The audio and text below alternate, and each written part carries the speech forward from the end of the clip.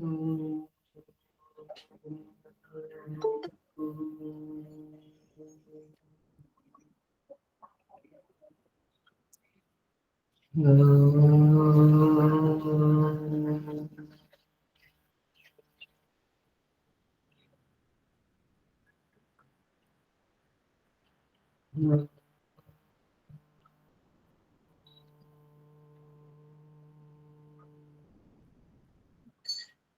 सहना भवतु सहनौ भुनक्तु सह वीर्यं करवावहै तेजस्विनावधीतमस्तु मा विद्विषावहै।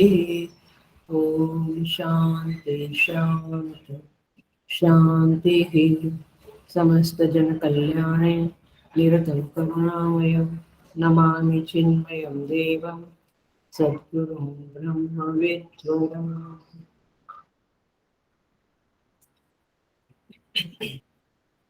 I welcome you all with great love and great respect in this Bhagavad Gita discourses. Chapter 4, we will chant from Shloka number 31. यज्ञशिष्टामृतभुजः यान्ति ब्रह्म सनातनम् नायं लोकोऽस्त्ययज्ञस्य कुतोऽन्यः कुरु सत्तमा। एवं बहुविधा यज्ञाः वितता ब्रह्मणो मुखे कर्मजान् विद्धि तान् सर्वान् एवं ज्ञात्वा विमोक्ष्यसे। श्रेयान् द्रव्यमयात् यज्ञात् ज्ञानयज्ञ परन्तप सर्वं कर्माखिलं पार्थ ज्ञाने परिसमाप्यते। तद्विद्धि प्रणिपातेन परिप्रश्नेन सेवया उपदेक्ष्यन्ति ते ज्ञानं ज्ञानिनस्तत्त्वदर्शिनः। यज्ञात्वा न पुनर्मोहम् एवं यास्यसि पाण्डव येन भूतान्यशेषेण लक्ष्यस्यात्मन्यथो मयि।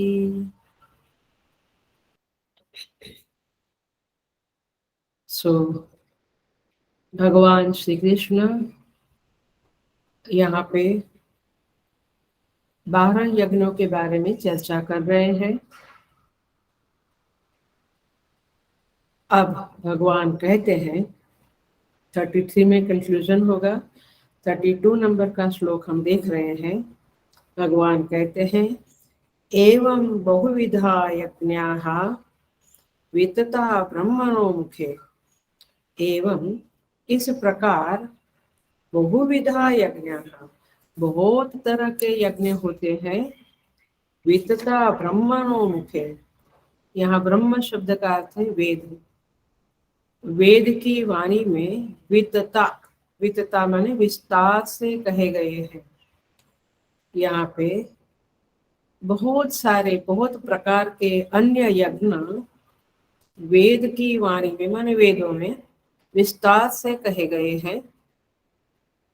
उन सबको तो तान सर्वान, श्लोका नंबर 32, तान सर्वान उन सबको कर्मजान विद्धि, तीसरा क्वार्टर है, उन सारे यज्ञों को तुम कर्मजान समझो, कर्म से उत्पन्न समझो, अर्थात शरीर मन बुद्धि से होने वाले जानो।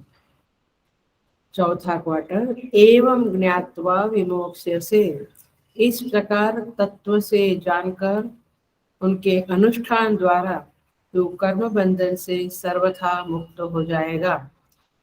एवं ज्ञात्वा माने एक कर्मजान, कर्मजान शब्द जो है कर्मजान विद्धि, ये जानकर, कर्म से उत्पन्न हुए यज्ञ है ये जानकर, अर्थात सम्यक दर्शन के द्वारा जानकर तुम मुक्त हो जाओगे। देखते हैं कर्मजान शब्द जब आपको समझेगा तब आपको ये श्लोक समझेगा। सो एवं बहुविधा यज्ञाः विदता ब्रह्मणो मुखे, ब्रह्म के द्वारा माने वेदों के द्वारा बताया गया है। देखिए वैसे कौन बोल रहे हैं, ये भगवान बोल रहे हैं। लेकिन भगवान क्या कहते हैं, मैं कहता हूं कि ये प्रकार के यज्ञ है, ऐसा नहीं, ऐसा नहीं। विदता ब्रह्मणो मुखे, भगवान स्वयं तो प्रमाण है, भगवान जो बोला वो सत्य है, लेकिन फिर भी भगवान वेदों से, वेदों में ये यज्ञों के बारे में बताया गया है, ऐसा यहाँ पे कहते हैं। वित्तता ब्रह्मणों मुखे माने वेदों में ये बताया है। भाई आपने बताया तो बस हो गया, नहीं नहीं, वेदों में बताया है, ऐसा भगवान कहते हैं। ऐसा क्यों कहते हैं भगवान? क्योंकि भगवान कहते हैं मनुष्यों की शास्त्र में महत्व बुद्धि होनी चाहिए। शास्त्र इज द फाइनल प्रमाण, शास्त्र को प्रमाण कहते हैं। जैसे देखने के लिए ये लैपटॉप सामने है, ये पानी का ग्लास है, बुक है, इसको देखने के लिए प्रमाण क्या है? आंख है। वैसे यज्ञों के बारे में, परमात्मा के बारे में, धर्म के बारे में सब कुछ जानने के लिए प्रमाण क्या है? वेद है। आया ख्याल में? तो वेद प्रमाण है, वेद में महत्व बुद्धि होनी चाहिए। इसलिए भगवान ने आगे भी कहा है तमाहु पंडितम बुधाहा, उन लोगों को पंडित कहते हैं। कौन? बुधाहा, बुद्धिमान लोग। माने भगवान स्वयं का ये ठेका नहीं लेते हैं कि मैं कहूँ वो सच, भगवान प्रमाण देते हैं कि वेदों में भी यही बातें कही है, हे अर्जुन, जो मैंने तुम्हें कही है। तो इस तरह से भगवान कहते हैं कि वेदों में नाना प्रकार के विस्तार बताए गए हैं। और भाष्यकार भी कहते हैं, देखिए किस प्रकार के, नाना प्रकार के माने अलग अलग, किस प्रकार के यज्ञ के बारे में बताया है। भाष्यकार कहते हैं वाची ही प्राणम जुहुम, वेदों में एक आदेश है, वाची ही प्राणम जुहोम, वाणी रूपी अग्नि में प्राण का हवन करो, प्राण रूपी हवि का हवन करो। कुछ समझ में आता है? नहीं। वाणी रूपी अग्नि में प्राण का हवन करो, अर्थात ये है कि सभी हवन या यज्ञ याग, आपको क्या लगता है कि एक एक्चुअल अग्नि होना चाहिए? ऐसी जरूरी नहीं है। यज्ञ शब्द के अर्थ में सब जगह पे अग्नि ही होनी चाहिए ऐसा नहीं है। ये जो वाणी है वो भी एक प्रकार का वाग यज्ञ भी है। ये रे वाग यज्ञ तू शावे, ज्ञानेश्वर महाराज के आता विश्वात्मके देवे, ये रे वाग यज्ञ तू शावे, तोषोनी मजद्यावे पसाय दानहा। तो ज्ञान वाग यज्ञ तोषावे माने मेरे वाणी रूपी यज्ञ से ये विश्वात्मक प्रभु है। कितना सुंदर शब्द है, एक एक शब्द देखिए। वैसे महापुरुषों के तो हर शब्द बड़े हीरा मोती के जैसे होते हैं। तो ज्ञानेश्वर महाराज कहते हैं वाग्यज्ञ तोषावे, और किसको कहते हैं? विश्वात्म के देवे, जो देव का विश्व के साथ आत्मस्वरूपता है। समझ में आ रहा है? माने सारे विश्व को वे अपना आत्मा मानते हैं। समझ में आया? हम, तुम्हारी आत्मा अलग, मेरी आत्मा अलग, ये हमारी समझ। वो देव की क्या समझ है, वो परमेश्वर की क्या समझ है? आता विश्वात्म के देवे, सारा विश्व मेरी आत्मा में है, मैं ही सारे विश्व की आत्मा हूँ। ये सुनने से भी खास कुछ समझता नहीं है, लेकिन आप चिंतन मनन करेंगे तो आपको समझेगा। तो तोषोनी मुझे द्यावे फसाए दानहा, आप संतुष्ट होइए और मुझे आशीर्वाद दीजिए। फिर तो फिर सारा है संकटी, विश्व का संकट हटो वगैरह वगैरह। So the point is this कि वाग यज्ञ तोषाले, तो वाक यज्ञ भी है, माने वाणी में कोई अग्नि जैसा कुछ है क्या? नहीं, वाणी वाणी है, बट वाणी रूपी अग्नि में प्राण का हवन करो, ऐसा शंकराचार्य जी ने वेदों का उद्धरण दिया है, मैंने वेदों में ये बातें बताई है। तो द्रव्य रूप समिधा ही हमेशा होनी चाहिए और अग्नि भी होनी चाहिए, ऐसा जरूरी नहीं है। सो इस तरह से, और यहाँ पर भी काफी यज्ञ ऐसे बताए हैं, प्राणायाम के यज्ञ वगैरह में कहाँ अग्नि है, द्रव्य यज्ञ, स्वाध्याय यज्ञ, उसमें कहाँ अग्नि है। So the point is this कि भगवान कहते हैं बहुत प्रकार के यज्ञ बताए गए हैं, कम से कम एक यज्ञ तो आप उठा लो और जिंदगी को सार्थक कर दो।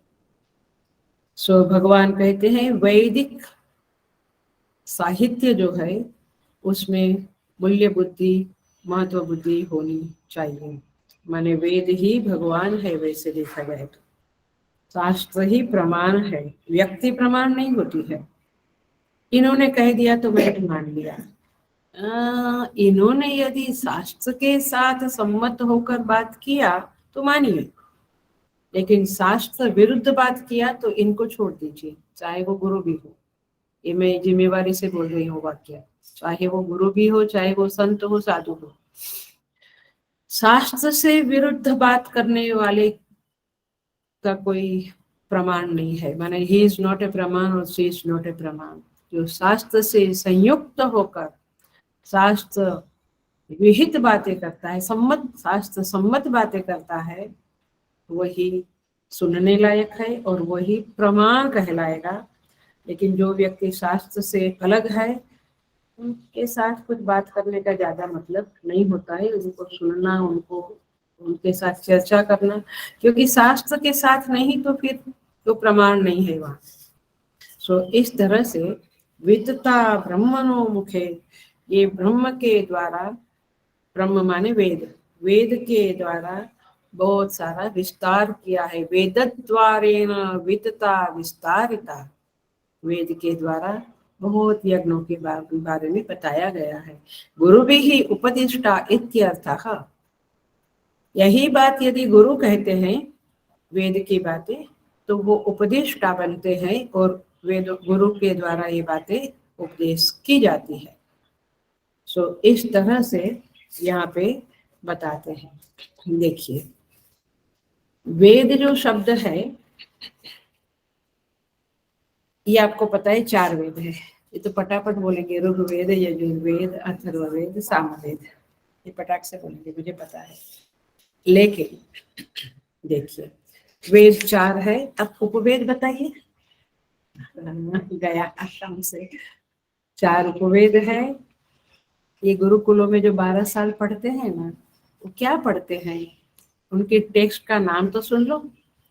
आपको तो अभी की इतनी सारी ब्रांचेस है, कोई बोलते हैं आर्किटेक्ट भी गया, कोई बोलते हैं कि मास मीडिया में गया, लेकिन कितनी सारी ब्रांचेस है उन सब में, तो वो जानते हैं तो ये भी जानिए। कितने वेद उपवेद है, कौन से धनुर्वेद, धनुर्वेद, आयुर्वेद, याद आया, स्थापत्य वेद और गंधर्व वेद। ये 4 चीजें तो जीवन में जरूरी है ना। हमें क्या चाहिए, रोटी कपड़ा और मकान है, तो और सुरक्षा। सो धनुर्वेद सुरक्षा, आयुर्वेद खाना पीना मेडिसिन, ये सब आयुर्वेद में आएगा। धनुर्वेद, आयुर्वेद, स्थापत्य वेद, स्थापत्य वेद माने बिल्डिंग, हमें हमें हमें एक ये चाहिए ना, छत छाया चाहिए ना, मकान चाहिए, रोटी कपड़ा और मकान। तो स्थापत्य वेद माने एक बिल्डिंग चाहिए, एक रहने की जगह चाहिए।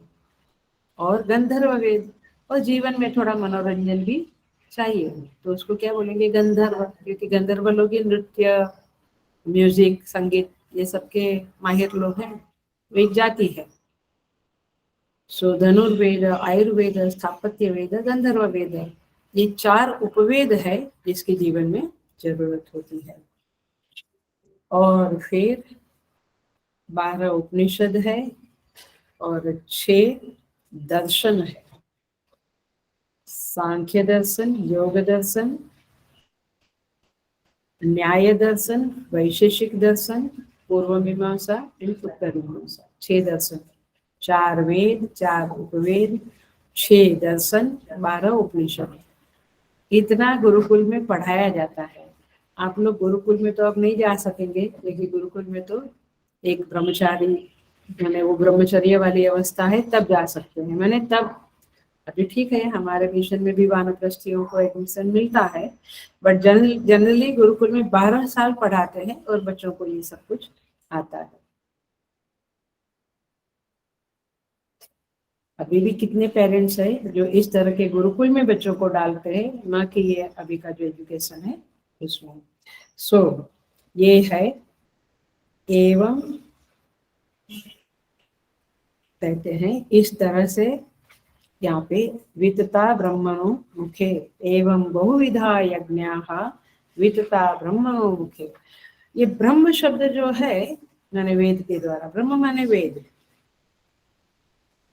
ऑफलाइन क्लास तो है नहीं कि मैं पूछूं कि गीता में कहाँ आया ये बात, लेकिन हम ही बता देते हैं। गीता में 3rd चैप्टर में आता है, कर्म ब्रह्मोद्भवम विद्धि ब्रह्माक्षर समुद्भवम तस्मात् सर्वगतम ब्रह्म नित्यम यज्ञे प्रतिष्ठितम।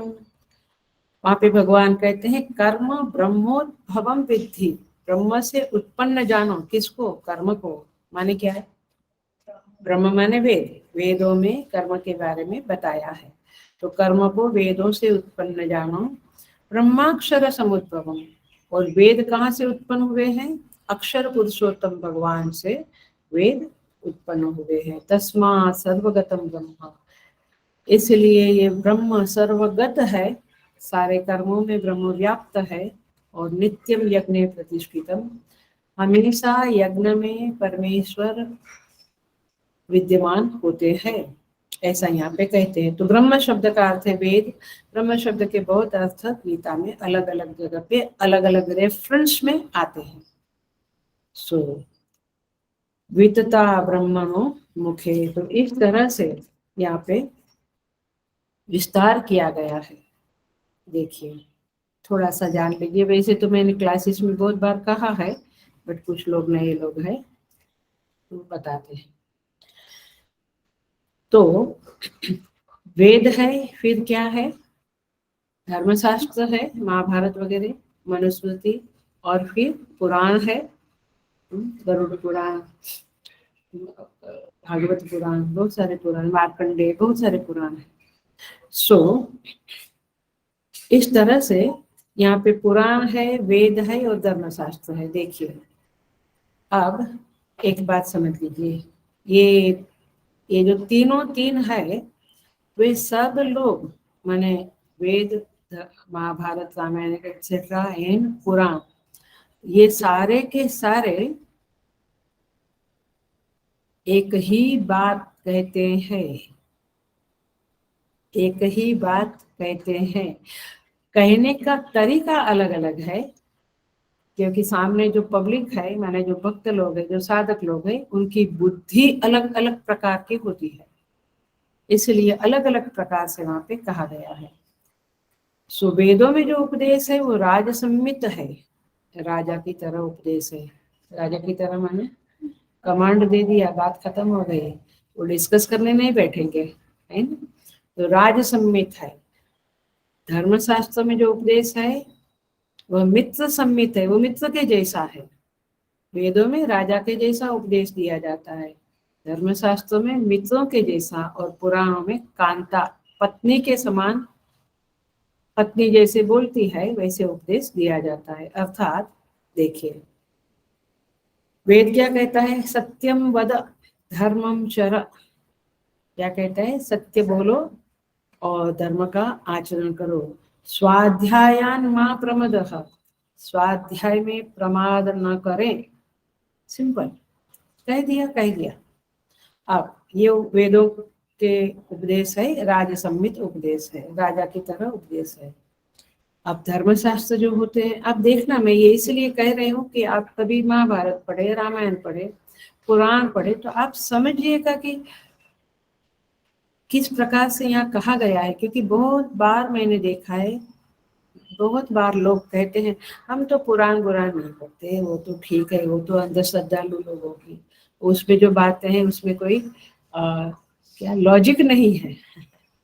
भाई वो लॉजिक वाला है ही नहीं, तो आप क्या बात करते हैं। लेकिन देखो मैं बताती हूँ, जो जो धर्मशास्त्र है उसमें मित्र की तरह उपदेश किया जाता है हमें। मित्र कैसे उपदेश करता है, वो लॉजिकली समझाता है, यार इसमें बहुत लाभ है, तुम ये करो, इसमें नुकसान है, डोंट डू दैट, तुम्हारा बर्बाद हो जाएगा जिंदगी, तुम पायमाल हो जाओगे, ऐसे अपने को समझाता है। इस ये करने से तुम्हें यश मिलेगा, मान मिलेगा, संसार में पैसा मिलेगा, इसे समझाता है ना मित्र। मोस्टली फ्रेंड से ही लोग करते हैं बातें इस तरह से। सो समझा बुझा कर भी कहता है दोस्त। तो क्या कहता है वो, देखना, यतो धर्म ततो जयः। किसका है ये वाक्य? धर्मशास्त्र, बट किस ग्रंथ का ये वाक्य है? यतो धर्म ततो जय, महाभारत। Very good. महाभारत में कहा है जहाँ पे धर्म है वहां पे जय है। सत्यमेव जयते न अनृतम, सत्य का ही विजय होता है, झूठ का नहीं। ये धर्मशास्त्र कहते, मैंने आपको समझाया, तर्क देकर समझाया कि ये लाभ है, ये हानि है। वेदों में तो कह दिया सत्यम वद, खत्म हो गई बात। बट यहाँ मित्र, मित्र माने ये धर्मशास्त्र कहते हैं कि भाई जो सत्य है वही, उसी का विजय होता है। फिर वो एग्जाम्पल देते हैं कहाँ कहाँ। और जो पत्नी है, कांता संमित उपदेश जो है वो पुराणों में है। माने पत्नी आदेश नहीं करेगी पति को, या यानी पत्नी शब्द आया तो पति ही जाएगा, आदेश नहीं करेगी और जबरदस्ती नहीं करेगी, लेकिन वह समझा बुझा कर और ऐसे समझाती है कि जहाँ पे बोझ न लगे, मैंने पति को एकदम कंपल्सन ना आवे, इस तरह से बातें करके, है ना, आप लोग सब पत्नियां ही हो। तो ऐसे कहती है। इसका एग्जाम्पल देते हैं पुराणों में राजा हरिश्चंद्र का। देखो, उसने सत्य का पालन किया, आज तक उनका नाम है। क्या हुआ था, स्वप्न में विश्वामित्र को राज्य दे दिया। दूसरे दिन प्रकट भय कृपाला, विश्वामित्र आ गए तो बोला मुझे तुमने सपने में राज्य दिया था, दे दो अभी। तो संकल्प लेके दे दिया। फिर स्वयं चांडाल के हाथ बिक गए, पत्नी को ब्राह्मणी के घर पे रखा, पत्नी और पुत्र को रावण। और फिर तपस्या हुई उनकी, लेकिन उन्होंने सत्य को नहीं छोड़ा। तब जाके भगवान प्रसन्न होकर उनको वैकुंठ में ले जाते हैं। एंड में ऐसी कथा आती है। सो तात्पर्य ये है कि धर्मशास्त्र एक अलग तरह से आपको समझाएगा। वेदांत और वेद, माने वेदांत वेद का ही पार्ट है, एक अलग तरह से कहेगा, राजा की तरह। और पुराण जो है वो पुराण की बातें लोग कहते हैं क्या लिखा है, ऐसा नहीं, वो एकदम लाइट तरह से बताते हैं।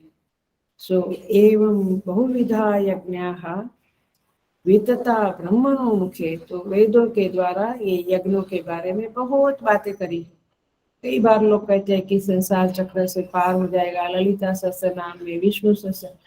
ऐसे तो हम तो कितने सालों से करते हैं, कुछ खास हुआ नहीं।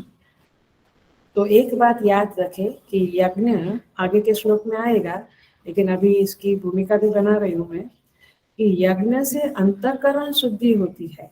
फिर अंतःकरण शुद्धि होने के बाद जब आप वेदांत पढ़ते हो, सुनते हो, ज्ञान मार्ग में आगे बढ़ते हो, तब जाकर मृत्यु संसार से पार होते हो। तो इस तरह से जो कहा जाता है, तो उसका मीनिंग ऐसा ही है कि पहले आप प्राथमिक स्टैंडर्ड तो पास करो, विष्णु सहस्त्रनाम चैंटिंग, ये चैंटिंग वो चैंटिंग तो करो, तब जाके पवित्रता आएगी अंतःकरण में, तब जाके ज्ञान के लिए अंकुर फूटेंगे, अथवा ज्ञान प्राप्त होने की कोई सुविधा मिल जाएगी हमको। चिन्मय मिशन जैसा कोई सेंटर मिल जाएगा जहाँ पे ये ज्ञान की बातें होती है। यहाँ पे कहते हैं कर्मजान विद्धि तान सर्वान, ये सारे यज्ञ जो बताए हैं वेदों में ये कर्म से उत्पन्न हुए हैं ऐसा आप समझो। यज्ञ तो अलग अलग है लेकिन यज्ञ की एक कैरेक्टरिस्टिक सेम है, कॉमन है, वो क्या है? कर्मजान विद्धि तान सर्वान, ये सारे यज्ञ कर्म से उत्पन्न हुए हैं, कर्म से उनका जन्म हुआ है। इसका अर्थ क्या हुआ? कर्म माने किसके द्वारा कर्म होता है? कायिक वाचिक मानसिक कर्मोत्तवान, जो शरीर से, जो मन से, जो बुद्धि से, जो वाणी से यज्ञ होते रहते, प्राण से ये जो यज्ञ होते रहते हैं वे सारे के सारे यज्ञ कर्म कहलाते हैं और कर्म से ही वो यज्ञ किए जा सकते हैं। तो इस तरह से वो कर्म के द्वारा करने की चीज है, जानने की चीज नहीं है। समझ में ये बात? ये करना है, ये क्रिया करना है, ये जानना नहीं है। आपने प्राणायाम किया तो क्या किया? क्रिया की। जानना है बट पहले जान लिया फिर क्रिया किया। ऐसे होम हवन किए, जो आहुतियां डाली आपने, गायत्री होम किया, तो ये क्रिया है। तो कर्मजान का अर्थ होता है ये सब में कर्म करना होता है और कर्म का फल भी मिलता है, फल भी मिलता है और वो फल खत्म भी हो जाता है, होता है। एक अनुष्ठान किया, कैंसर मिटा दो भगवान, मिटा दिया, वो फल मिल गया। अब दूसरा कुछ उत्पन्न हो गया, कुछ ना कुछ चलता रहता है। तो कर्म, तो तात्पर्य ये है कि कर्मजन्य का अभिप्राय यही है कि ये यज्ञ अनित्य है। अनित्य का अर्थ होता है इसका फल परमानेंट नहीं है, जबकि ज्ञान का फल परमानेंट है। संसार सागर चक्कर से छूट जाओगे। इस तरह से ये यज्ञ कर्म से अंतःकरण शुद्धि होती है और उसका फल मिलता है, जो एक लिमिटेड सीमित समय तक वो फल आप भोगते हैं और फिर वापस कर्म करते रहते हैं, फल भोगते रहते हैं। इसका मतलब क्या हुआ? ये यज्ञ साधन है, साध्य नहीं। माने it is not the ultimate goal. ये बात समझ में आई? यज्ञ करना ही अल्टीमेट गोल नहीं है, लेकिन कई लोग जीवन में यही करते रहते हैं, ज्ञान में आगे बढ़ने की बात सोचते नहीं है कि इसके साथ साथ मुझे ज्ञान भी प्राप्त करना है। और लेकिन उपनिषद कहती है मुंडका, परीक्ष्य लोकान कर्मचितान ब्राह्मणा निर्वेदम आयात नास्ति अकृत कृतेन। माने इस परीक्ष्य लोकान कर्मचितान,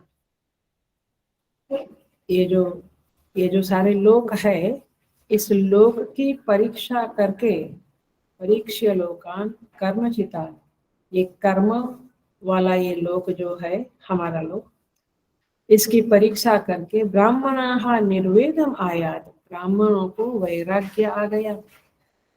परीक्षा किया, बोला सब ठीक है, वैराग्य आ गया और परीक्ष्य लोकान कर्मचितान ब्राह्मणाः निर्वेदम आयात नास्ति अकृत कृतेन, और उन्होंने समझ लिया कि ये कृतेन, ये कर्म करने से अकृत की प्राप्ति, अकृत माने परमेश्वर जो निष्क्रिय है, उस परमेश्वर की प्राप्ति नहीं हो सकती है। इस तरह से यहाँ पे कहते हैं कर्मजान, और इसलिए कैवल्य उपनिषद में कहते हैं न कर्मणा न प्रजया धने न त्यागे नैके अमृतत्व मानसु, है ना। न कर्मणा न प्रजया धने, न धन से, संतान से, कर्म से ये परमात्मा की प्राप्ति नहीं होती है। त्यागे नहीं किए अमृतत्व मानसु, ये त्याग से ही कर्म अमृतत्व की प्राप्ति होती है। इस तरह से आप, यज्ञ तो बहुत अच्छी बातें हैं क्योंकि पवित्र करता है, शुद्धि करता है अंतःकरण की,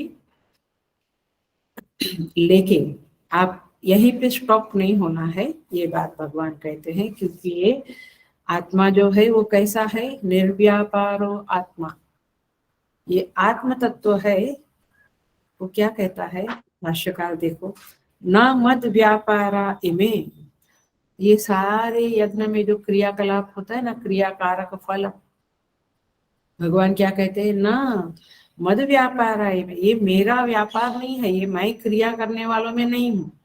निर्व्यापार अहम उदासीन थी, मैं तो निर्व्यापार हूँ। अर्थात आत्म प्राप्ति जो है वो कर्म विभाग में नहीं आती है। समझ में आया? कितना कुछ कुछ कुछ कुछ करो, परमात्मा दिख जाएगा, मिल जाएगा, नहीं। आप अभी सुन लो, अगले श्लोक में बताती हूँ मैं। परमात्मा प्रमाण विभाग में आता है। अब ये दोनों का भेद क्या है? एक है कर्म विभाग अथवा निर्माण विभाग, एक है प्रमाण विभाग। समझते हैं? ये शब्द से ज्यादा नहीं समझेगा। ये आंख किस में आएगी? प्रमाण विभाग में, क्योंकि वो प्रमाण है ना देखने का। कान किस में आएगा? मैंने सोते हुए प्रमाण विभाग में, क्योंकि वो सुनने वाला का सुनते हैं। लेकिन हाथ वगैरह कर्म निर्माण विभाग में, उसको कुछ समझता नहीं है। समझ में आ रहा है? तो ज्ञान, अच्छा इसे समझो, ज्ञान विभाग कर्म विभाग। बट ये ज्यादा नहीं बोलूंगी मैं, क्योंकि ये शास्त्रीय शब्द नहीं है, इसीलिए। तो यहाँ पे कहते हैं एवं ज्ञात्वा कर्मजान विद्धि तान सर्वान, माने अनित्य है ये यज्ञ का फल, अनित्य है। अनित्य है माने पुनः पुनः संसार में आना है। नित्य माने आत्मज्ञान हो गया। तो यहाँ पे कहते हैं कि जब, अब कैसे समझेगा उसको कि मैं तो निर्व्यापार आत्मा हूँ, मैं तो ये नहीं कर रहा हूँ जो अकर्ता की स्थिति है ना। एक है कर्ता, I am doer, I am doer, I am doer. एक है I am not a doer, I am sakshi, मैं केवल साक्षी हूँ। तो साधक जब ये यज्ञ करता है, अंतःकरण शुद्ध होता है। ध्यान से सुनना, क्योंकि हम अपनी टेस्ट कर सकते हैं इस गीता जी के इस श्लोक के आधार पे। जब साधक सच में प्रामाणिकता से अच्छी साधना करता है,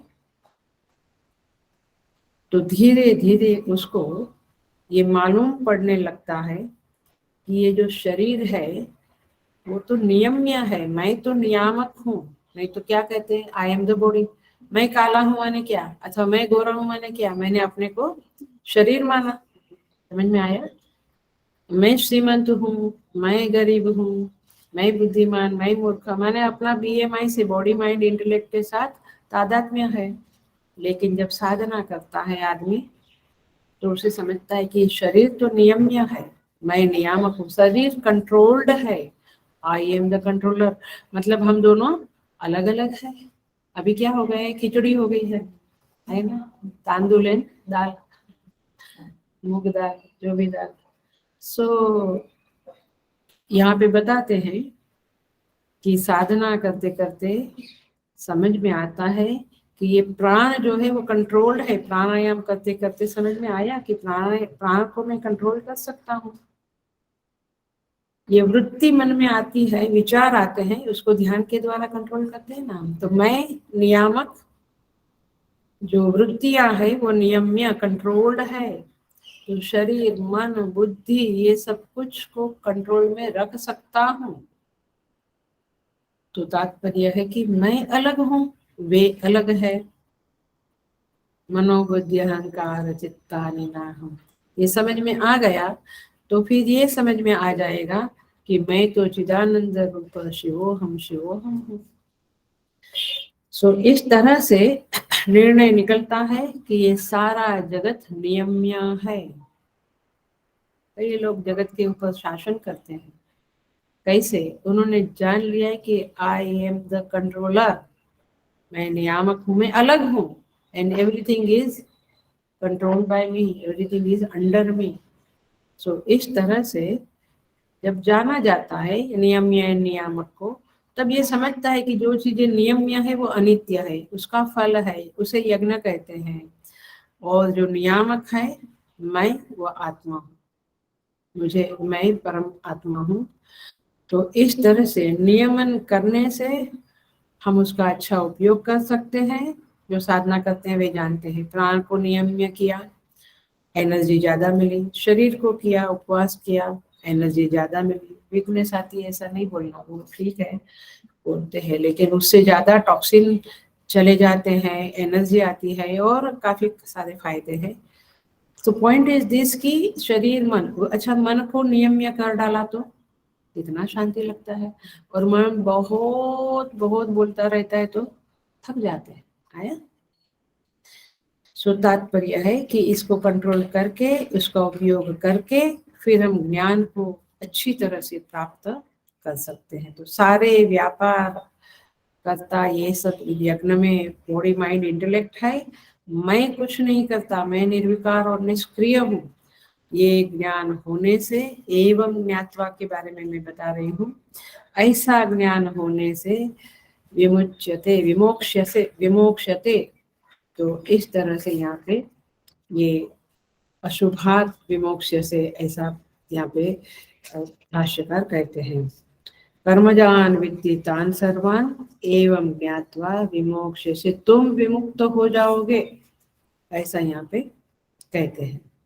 सो इस तरह से भगवान यहाँ पे यज्ञ का एक प्रकार से एंड करते हैं, लेकिन आगे भी करते हैं, जरा सा देखिएगा कैसे करते हैं भगवान। नेक्स्ट श्लोक को भी चैट करेंगे, हम एंट्री मारेंगे। श्रे 33 नंबर का श्लोक है। श्रेयान् द्रव्यमयात् यज्ञात् ज्ञान यज्ञ परन्तप सर्वं कर्माखिलं पार्थ ज्ञाने परिसमाप्यते। यहाँ पे कहते हैं, हे परंतप माने अर्जुन, हे अर्जुन, द्रव्यमयात् यज्ञात् ज्ञान यज्ञ श्रेयान्, ये द्रव्यमय यज्ञ जो है उससे ज्ञान यज्ञ बड़ा है, श्रेष्ठ है, कल्याणकारी है।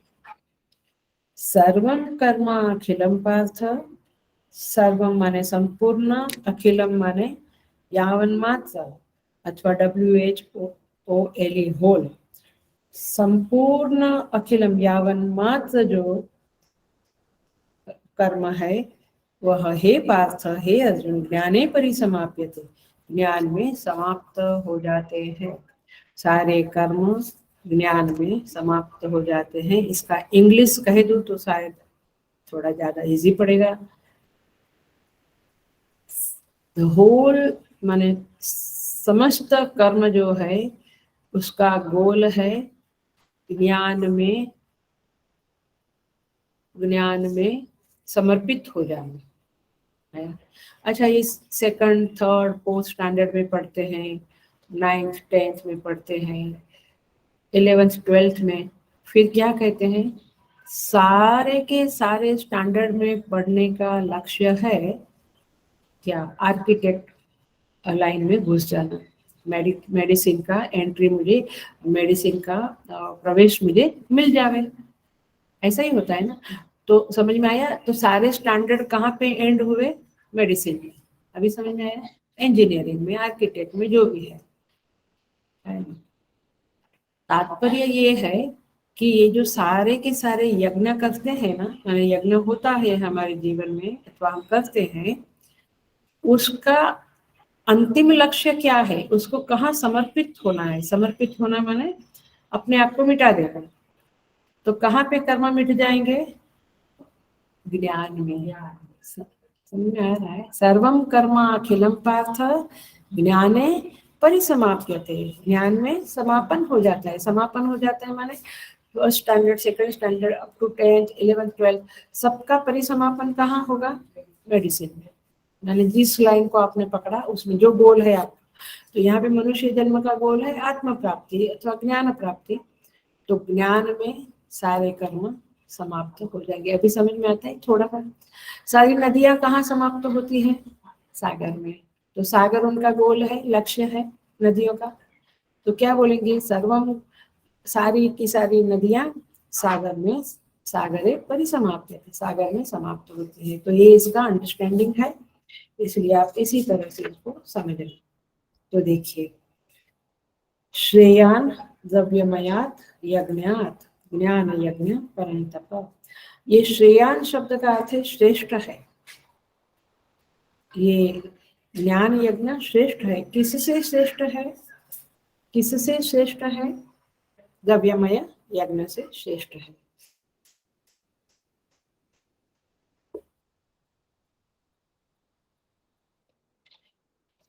अथवा ऐसा भी कह सकते हैं कि श्रेय को देने वाला है, ये ज्ञान यज्ञ श्रेय को देने वाला है।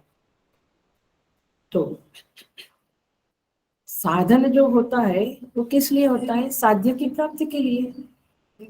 ये लैपटॉप है मेरे सामने, ये साधन है। ये किसके लिए है? साध्य की प्राप्ति। मैं इस तरह से प्रवचन कर सकूं, लोग उसको सुन सके, इसको ऑनलाइन बोलते हैं, उसके लिए है। सो ये है श्रेयान शब्द का अर्थ। द्रव्यमयात यज्ञात। द्रव्यमय यज्ञ माने क्या? द्रव्य साधन साध्यत्वात्।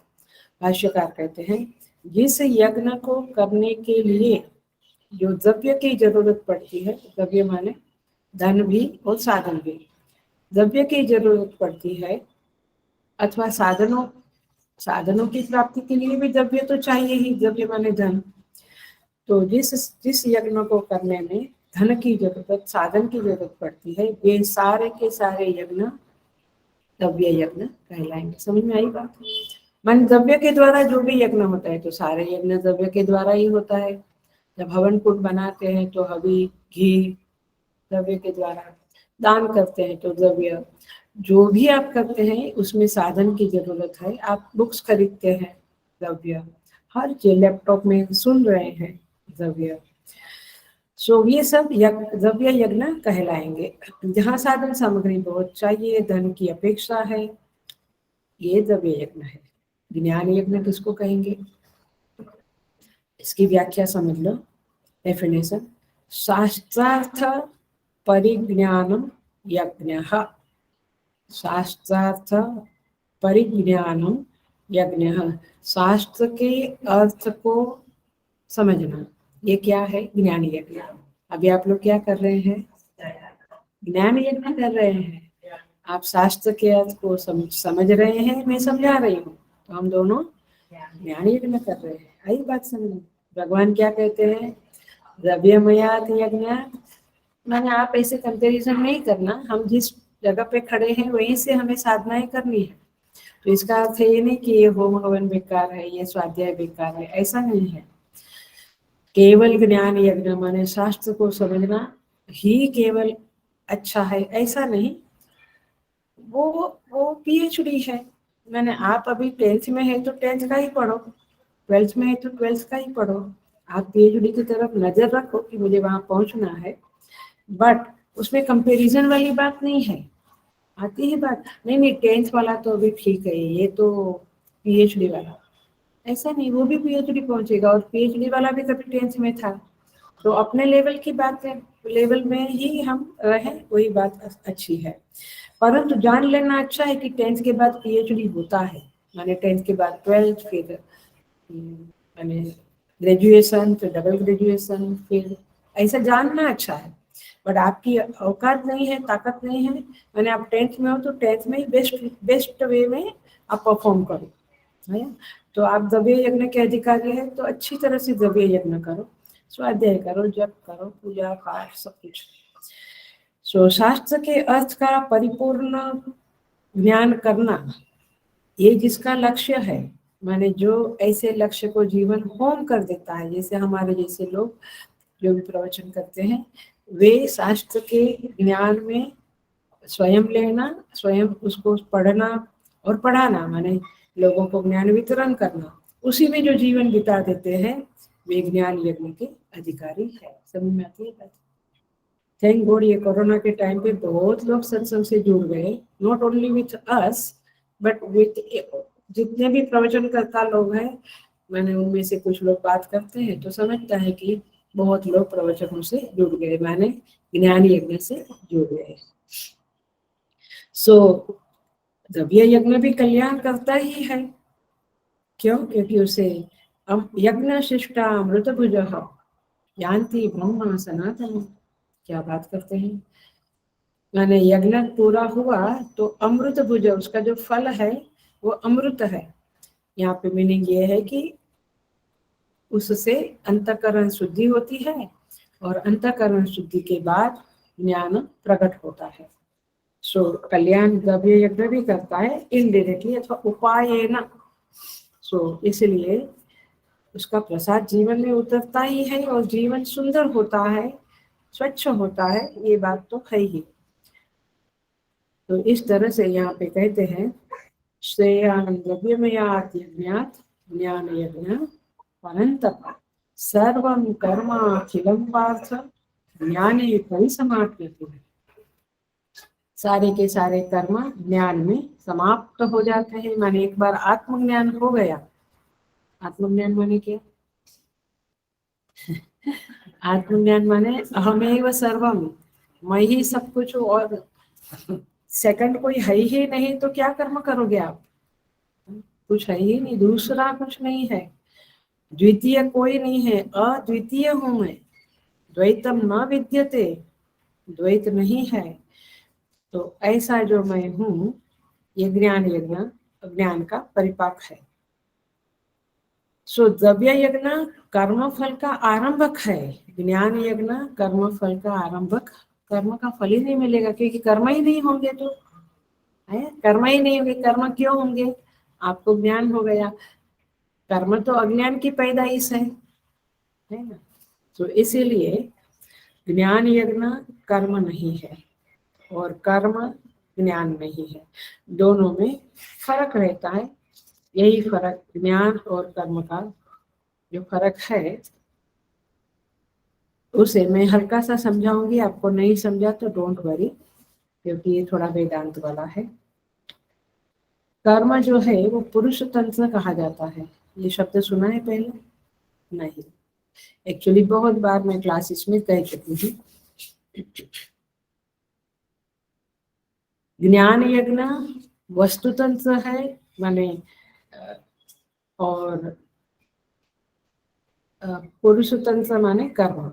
माने मूल प्रकृति कर्म की क्या है? पुरुष तंत्र, ये उसकी मूल प्रकृति है। ज्ञान की वस्तु तंत्र, ये उसकी मूल प्रकृति है। पुरुष तंत्र माने क्या, जरा सा समझ लो। माने ज्ञान और कर्म का भेद ही समझा रही हूँ मैं, आप कंफ्यूज नहीं होना। ज्ञान और कर्म का भेद ही समझा रही हूँ, बट शब्द थोड़े टेक्निकल है। कर्म के संदर्भ में पुरुष तंत्र, ज्ञान के संदर्भ में वस्तु तंत्र, पकड़ लेना है। ये बातें जब घर जाके आप रिपीट करेंगे ना, माइंड में मनन करेंगे, तब पक्की होगी, नहीं तो अगले क्लास में वही का वही।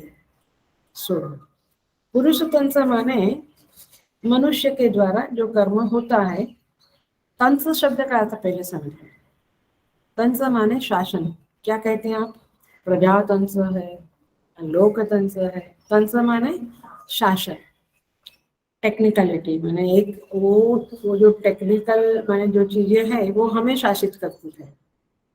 माने पुरुष तंत्र में क्या होता है? पुरुष तंत्र का अभिप्राय है पुरुष की स्वतंत्रता है, वो किसी के शासन में नहीं है। पुरुष का तंत्र लागू पड़ता है, माने मनुष्य शासन करता है। चलो, तो अर्थात मनुष्य स्वतंत्र है, कर्तुम अकर्तुम अन्यथा कर्तुम। मुझे आज ये नहीं करना है, मुझे ये करना है, नहीं मुझे अलग तरह से करना है, कर सकते हैं, कर सकते हैं। हाँ, आप कितना ऑल्टरनेट करते हो मशीन पे बैठ के करते हो ना। तात्पर्य क्या है कि स्वतंत्रता है कर्म करने में। मुझे आज उपवास करना है, नहीं करना है, मंदिर में जाना है, नहीं जाना है, आपके पास स्वतंत्रता है। तो ये पुरुष तंत्र है। समझ में आ रही है बात यहाँ तक? तो करने न करने और कुछ करने में स्वतंत्र है, ये तीनों विकल्प उसके पास है। लेकिन वस्तु तंत्र जो ज्ञान है वो वस्तु तंत्र है। माने क्या, समझ लो ध्यान से। ज्ञान वस्तु के शासन में है, यहाँ पे कर्म पुरुष के शासन में है, क्या करना कैसे करना। लेकिन ज्ञान वस्तु के शासन में। ओ माय गॉड, ये आप क्या बोल रहे हैं? ये कुछ समझ में आता है? नहीं आता। बराबर। देखिए अग्नि कैसी है, एग्जाम्पल से जा रही हूँ। अग्नि कैसी है? गर्म, उष्ण है, दाहक है। तो अग्नि उष्ण है, ये वस्तु अग्नि क्या है? एक वस्तु है और वो उष्ण है। तो आप उसको ठंडी नहीं कर सकते। समझ में आए? तो आपको वस्तु जैसी है वैसी जाननी पड़ेगी, वैसे ही जानना पड़ेगा। तो आप किसके वश में आ गए? वस्तु के। तो आप जो ज्ञाता हो, जानने वाले, ये थोड़ा सा गहरा है, शायद आपको न भी समझे अथवा कंफ्यूजन लगे अथवा माथे से ऊपर गया बोलेंगे, बोलो, कोई प्रॉब्लम नहीं है, परंतु आगे चल के समझना पड़ेगा, तब जाके आपकी ज्ञान में निष्ठा बनेगी, नहीं तो कर्म में ही जीवन चला जाएगा। तो सुनिए, तो ज्ञाता के पास ये स्वतंत्रता नहीं होती कि मैं अग्नि को, क्या अग्नि को उष्ण है ऐसा मैं न जानूं, उसको अग्नि को जानना है तो गर्म है ऐसा ही जान सकता है, वो ठंडी है ऐसा वो अपने किसी भी प्रकार से जान नहीं सकता है। तो ज्ञान कैसा है? वस्तु तंत्र, वस्तु जैसी है, सामने वस्तु लाल है तो लाल ही जानना पड़ेगा। तो ज्ञाता शब्द जो है, ज्ञाता वह है जो वस्तु को जैसी है वैसी जाने। आगे चल के ये दृष्टांत है, दृष्टांत में क्या आएगा? परमात्मा जैसा है वैसा जब आप जानोगे तब आप ज्ञाता अथवा ज्ञानी कहलाओगे। कुछ भी जान लिया तो ज्ञानी नहीं होता है। तो ज्ञान वृत्ति जो उत्पन्न होती है, ये गर्म है, ये अग्नि गर्म है, ये ज्ञान वृत्ति जो अंदर उत्पन्न हुई, उसका नियामक ज्ञाता नहीं हो सकता। वो जैसी है वैसा केवल उसको जानना है। सो वस्तु ज्ञाता को बाध्य करती है कि तुम मुझे इसी तरह से जानो। कोई ज्ञाता अपनी स्वतंत्रता दिखाने के लिए वस्तु को मैं जैसा जानना चाहता हूँ वैसे ही जानूंगा ऐसा कहता है। फॉर एग्जाम्पल, वो अग्नि को देव मानता है, नहीं मैं उष्ण उष्ण कुछ नहीं, मैं उनको अग्नि को देव के रूप में जानता हूँ और मानता हूँ। तो फिर तुम ज्ञाता नहीं कहलाओगे, तुम केवल भ्रमित कहलाओगे। में आता है, माने उपासना के संदर्भ में भ्रमित नहीं कहलाओगे, वो पूरा टॉपिक ही अलग है, उसका पूरा एरिया अलग है। बट अग्नि को आपने देवता माना और वो उष्ण है ये कैरेक्टरिस्टिक उसकी नहीं मानी, तो फिर आप ज्ञाता नहीं हो। तो इसीलिए कर्ता अलग है, ज्ञाता अलग है। कर्ता क्या करता है? कोई भी वस्तु को निर्माण कर देता है, उत्पन्न नहीं, उसको उत्पन्न करता है। एक प्लांट, एक बीज डाल दिया, प्लांट उत्पन्न हो गया। यहाँ जगह खाली थी, यहाँ मकान बना दिया। ये सब किसके अधीन है? कर्ता के अधीन है, व्यक्ति के अधीन है। लेकिन ज्ञान जो वस्तु जैसी है उसके अधीन है। समझ में आया? ये काला है तो काला है, यहाँ कृष्ण की मूर्ति है तो कृष्ण की मूर्ति है। आप नहीं कहोगे कि नहीं मुझे तो शंकर दिखते हैं, से नहीं, जो है जैसा वैसा जब जाना तो आप ज्ञानी है। तो तंत्र माने शासन, इतना जान लो, और कर्म और ज्ञान का फर्क जान लो।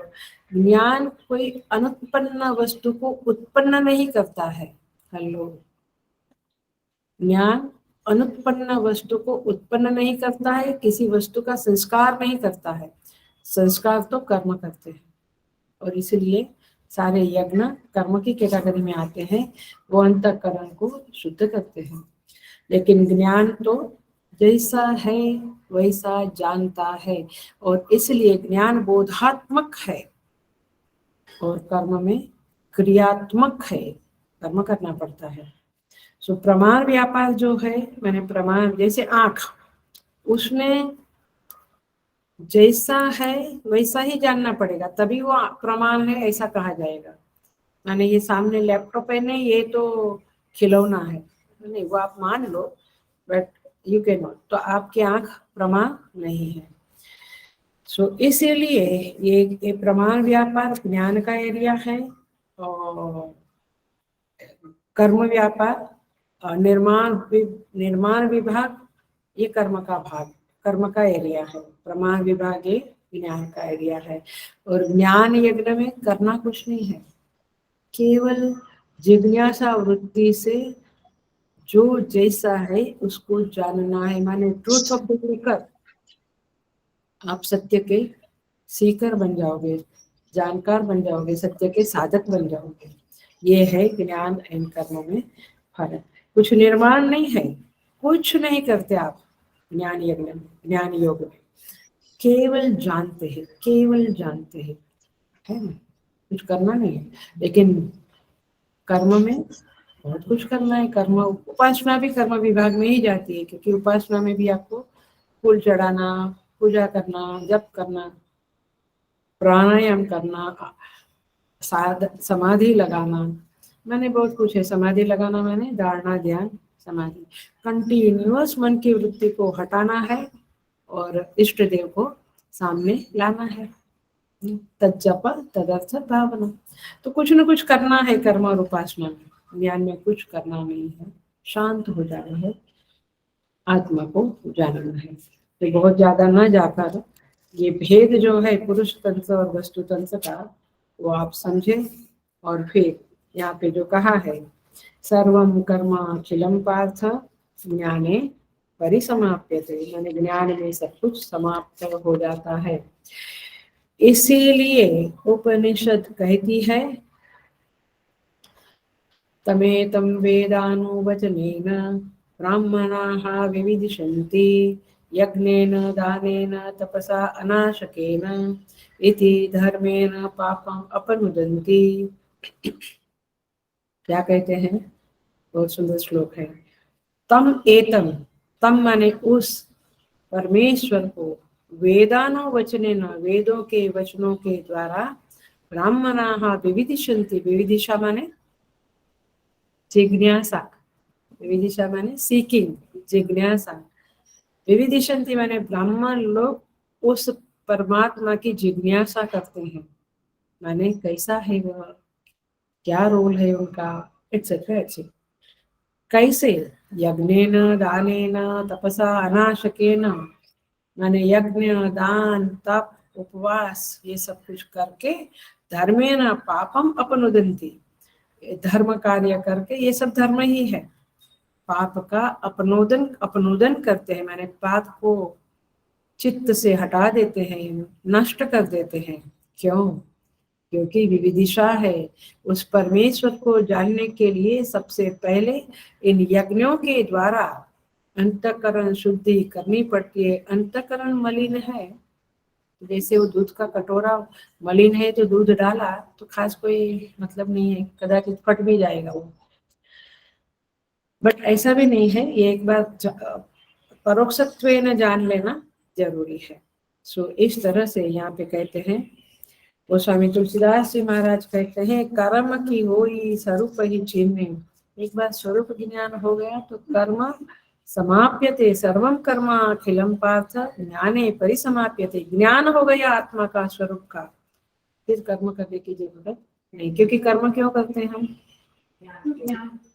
है भूल जाओ, माने सामान्यतया कर्म क्यों करते हैं आप, आनंद के लिए। और ज्ञान में परम आनंद की प्राप्ति है। जितना माने तैत्तरीय में पढ़ा ना, बहुत माने इंद्र का आनंद, बृहस्पति का आनंद, ऐसे सारे आनंद आत्मज्ञान में समाप्त हो जाते हैं। माने सारे आनंदों से आत्मा का आत्मज्ञान हुआ तो जो आनंद मिलता है, सच्चिदानंद रूप बन जाते हैं आप, तो वो आनंद जो है वो हाईएस्ट आनंद है। और इसलिए गीता में कहते हैं, यावान अर्थ उदपाने, सेकंड चैप्टर याद आया, सर्वतः संप्लुतोदके तावान सर्वेषु वेदेषु ब्राह्मणस्य विजानतः। जैसे छोटे छोटे जलाशयों से मुझे 2 लोटा 2 बाल्टी पानी मिलता था, अब ताला भी आ गया। यावान अर्थ उदपाने सर्वतः संप्लुतोदके, कोई बड़ी नदी आ गई तो मुझे उस छोटे छोटे जलाशय की जरूरत पड़ेगी, नहीं पड़ेगी। उस तरह से ये जो महापुरुष है, जो ज्ञानी है, उसको अब वेदों का कोई मतलब नहीं रहा, क्योंकि वेदों में जो कर्म के बारे में बताया है उससे जो प्राप्त होना है भाई इसने प्राप्त कर लिया, वो आनंद, परम आनंद प्राप्त कर लिया, अब उसको कोई जरूरत नहीं है। सो यही बात है, सर्वम कर्म अखिलम पार्थ ज्ञाने परिसमाप्यते, ज्ञान में उसका समापन हो जाता है। आप समझ लो कि नाव इज इक्वल टू कर्म एंड किनारा इज इक्वल टू ज्ञान। आप किनारे पे पहुंच गए तो नाव की जरूरत है ऐसे कर्म की जरूरत नहीं रहती है, ऐसा यहाँ पे कहते हैं। हम एक श्लोक में और एक श्लोक थोड़ा आगे कर लेते हैं। भगवान आगे 34 नंबर के श्लोक में कहते हैं, बहुत सुंदर कहते हैं। अब भगवान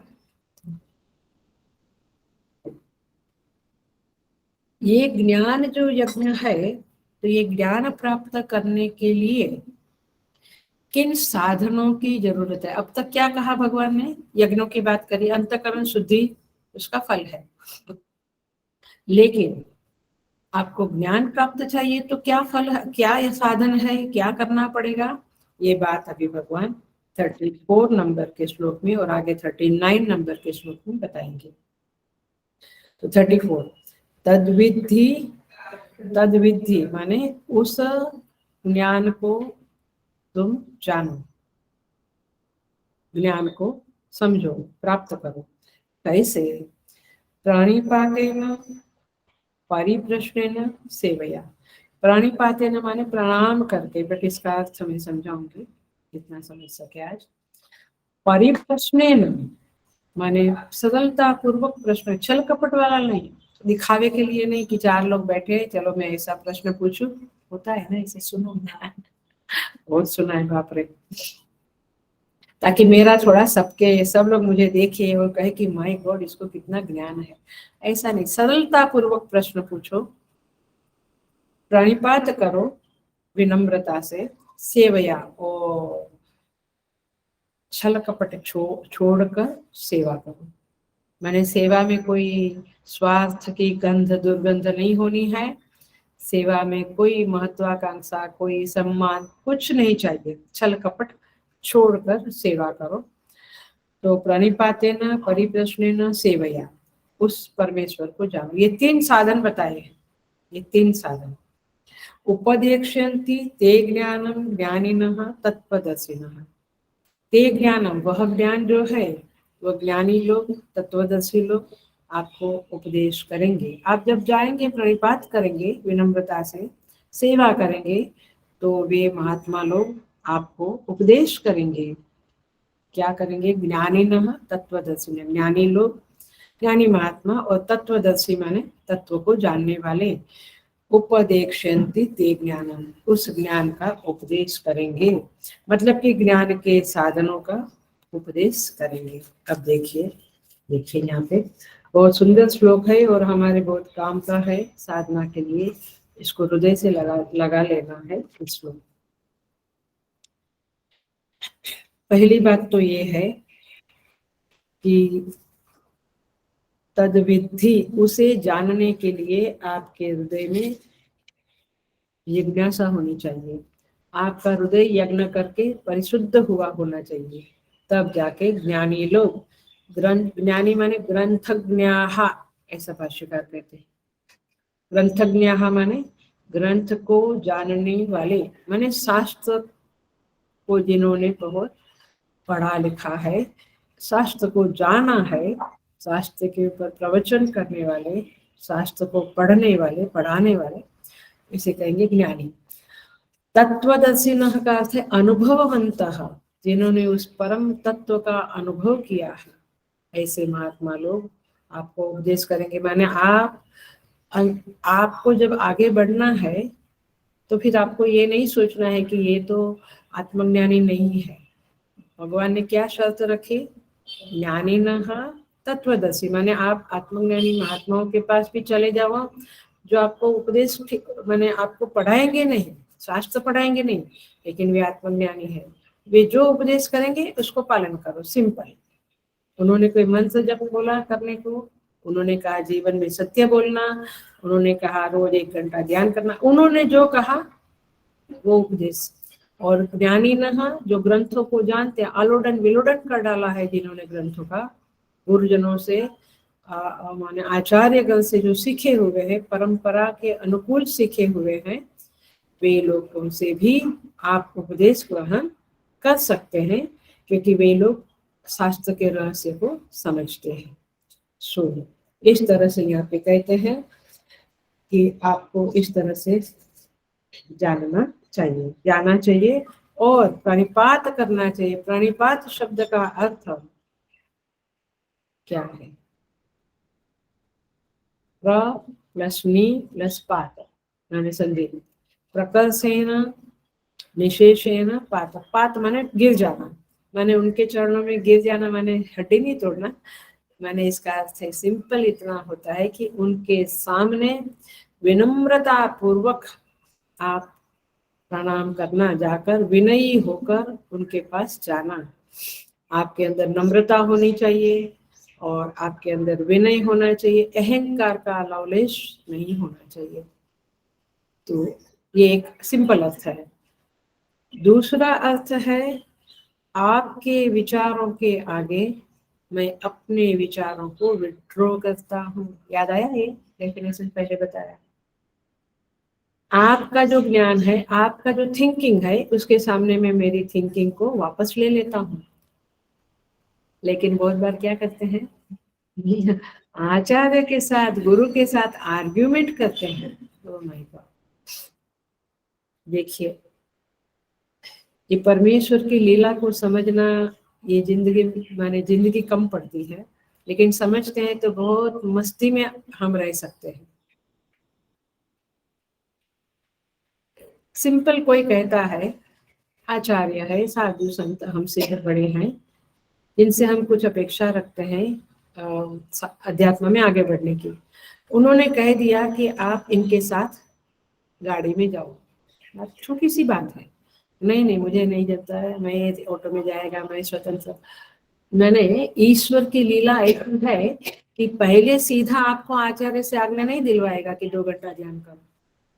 पहले आचार्य से लौकिक बातें की आज्ञा करेगा, वो आप जब मानने लगोगे तब धीरे धीरे आगे बढ़ोगे। ये बड़ी मस्त लीला है प्रभु की।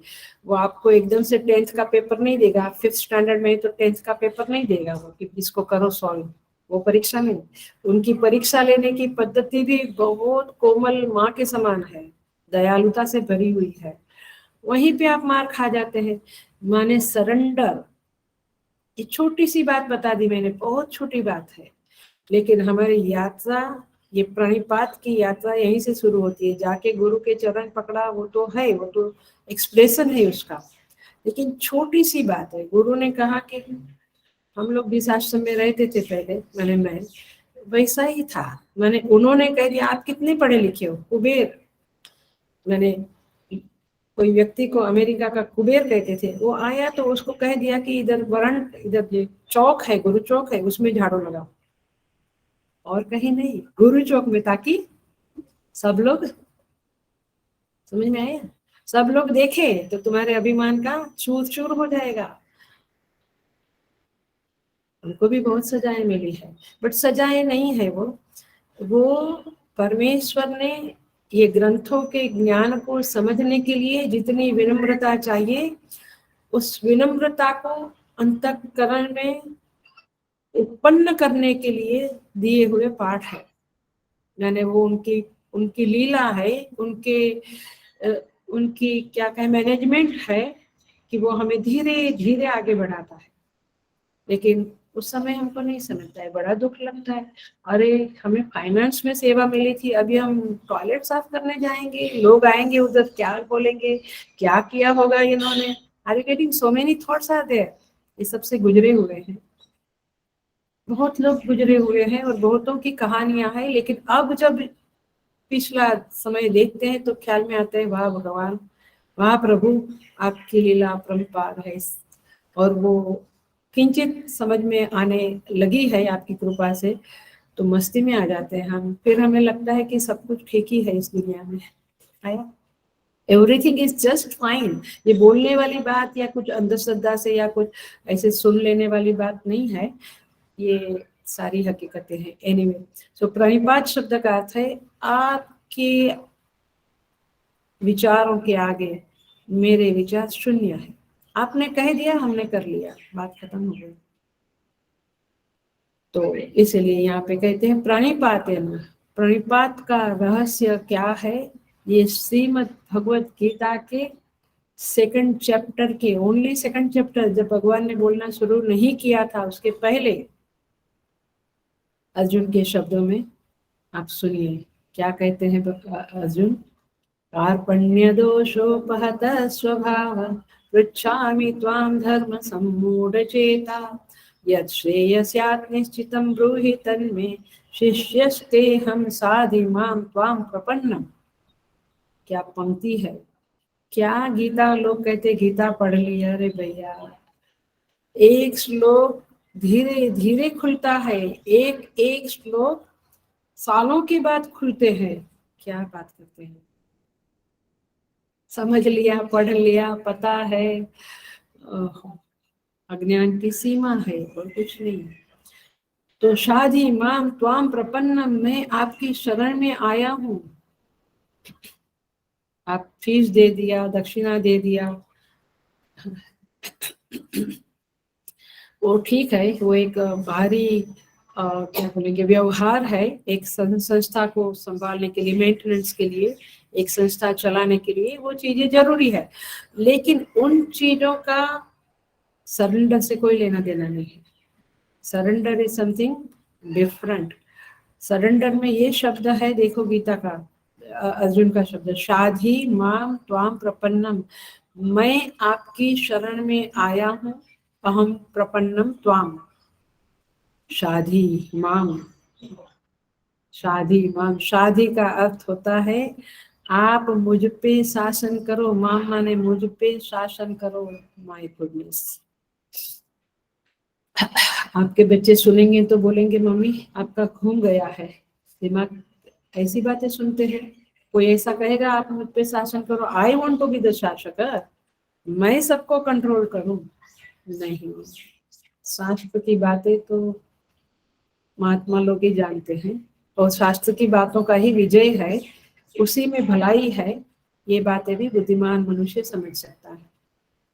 अर्जुन कहता है आप मुझ पे शासन करो, तब तो भगवान ने गीता शुरू करी कि अब तो मैं उसको कहूंगा कि तुम युद्ध करो, और समझाना शुरू किया। तो शासन माने रक्षण। ये ट्रैफिक का शासन होता है, वो लाइट के द्वारा, वो खंबे खड़े हैं ना ट्रैफिक लाइट के, वो शासन है ना, लेकिन आपकी भलाई है ना, रक्षण है ना।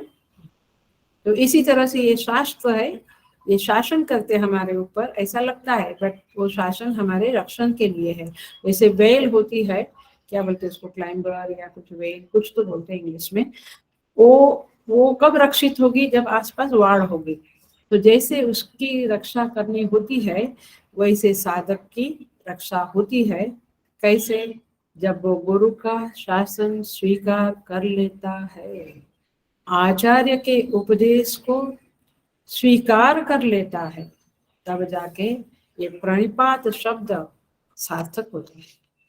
छोटी छोटी बातों में नहीं नहीं, व्यवहार की बातें ठीक है, मैं ऐसे ही एग्जांपल दिया, इस एग्जांपल में भी बहुत दम नहीं है, मैंने बहुत उसको क्या बोलते हैं सटीक नहीं समझना, लेकिन इस छोटी छोटी बातों में हम घर में बड़े लोगों का, माता पिता, सास ससुर, बड़े लोगों की आज्ञा में रहे, तो जो विकास है आपका, कन्विक्शन से कहती हूँ, क्योंकि हम तो गुरु के शासन में बहुत रहे, अभी भी गुरु के शासन में है, संस्था के शासन में है, बहुत लाभ होता है, बहुत लाभ होता है, विकास होता है। इसीलिए ये शासन स्वीकार करो किसी का, तब जाकर कुछ आगे बढ़ोगे। मेरा ही सब कुछ, कोई सब मेरा ही बात माने, मैं किसी का शासन कभी स्वीकार नहीं कर सकता है। You feel so proud. भगवान कहते तू गार्बेज का मैंने एक हिस्सा है और कुछ नहीं है यार, क्योंकि अज्ञान एंड अभिमान इज अ बाधा इन द साधना।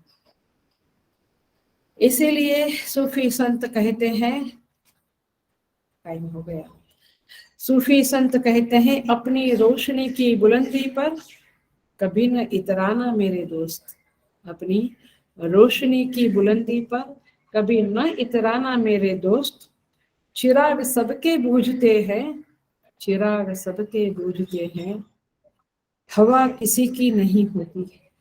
समझ में आ रही है बात। हवा माने सिचुएशंस, हवा किसी की नहीं होती, चिराग सबके बुझते हैं। इसलिए बुलंदियों की, अपनी रोशनी की, रोशनी माने नाम, name and fame and all that, धन, व्हाटएवर, बचे परिपूर्ण सफल, अपनी रोशनी की बुलंदी पर न इतराना मेरे दोस्त। तो ये है प्रणिपात, यानी विनम्र होकर रहो ना। विनम्रता आपको, मैंने कन्विक्शन से बोलती हूँ कि विनम्रता आपको अहंकार से बचाएगी, नंबर 1, और विनम्रता आपको हिंसा से बचाएगी, क्योंकि बहुत बार हम अहंकार के कारण लोगों की हिंसा करते हैं, और जब हम विनम्र हो जाते हैं तो लोगों के आशीर्वाद मिलते हैं और हमारी प्रगति होती है। इन बातों को समझने के लिए आचार्य सन्निधि चाहिए, गुरुकुल में वास चाहिए, नहीं तो कम से कम शिविरों में जाएं ताकि आपको ये सब चीजें समझेगी। एनीवे, सो आगे का परिप्रश्न वगैरह आगे की क्लास में देखेंगे। ओम पूर्णमदः पूर्णमिदं पूर्णात् पूर्णमुदच्यते पूर्णस्य पूर्णमादाय पूर्णमेवावशिष्यते। ओम शांति शांति शांति। हरि ओम, श्री गुरुभ्यो नमः। हरि ओम।